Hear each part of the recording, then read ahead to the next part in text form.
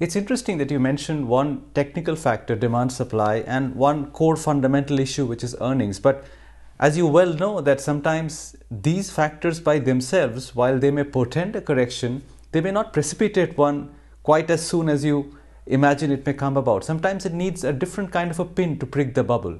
So my next Yeah. question is, what do you think is that event which can then bring these fundamental and technical factors to bear on the correction that you are suggesting? Udayan, having seen several of these events over the last, 28, 30 years, the event which will precipitate the correction will be known only in hindsight. We will not know what caused it. We will not be able to see it coming. We can guess what this might be. It might be increase in interest rates. It might be inflation prints. It might be energy costs. It might be foreigners suddenly turning panicky. Who knows? It might be a corporate blow up of some kind that we can't imagine today. But usually, the truck that rams into the this bus is not visible. It's usually coming around a corner and you don't see it till it's upon you.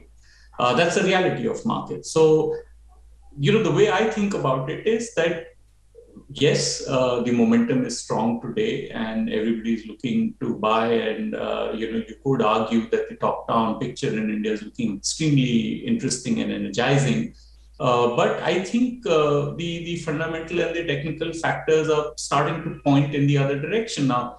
How long does the rally continue? Will you see another 10% up on the Nifty before I'm right, or I'll be laughed out of the room because the Nifty will be 30% from here? I don't know. I can't predict these things. But what I can tell you is that India is more expensive today on historical PE basis than it was back in 2000, which is the most expensive I have ever seen.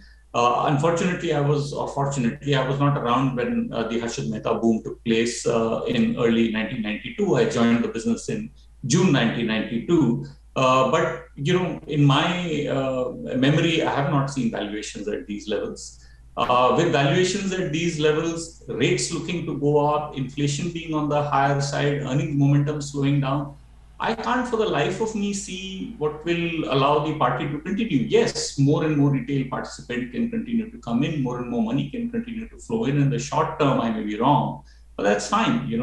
We've seen this before. So I think, if we recognize the different ingredients that go into the mix, several of them are pointing in a not so positive direction. The top-down story is very energizing. I mean, the government's doing the right things. The policy noise is absolutely great.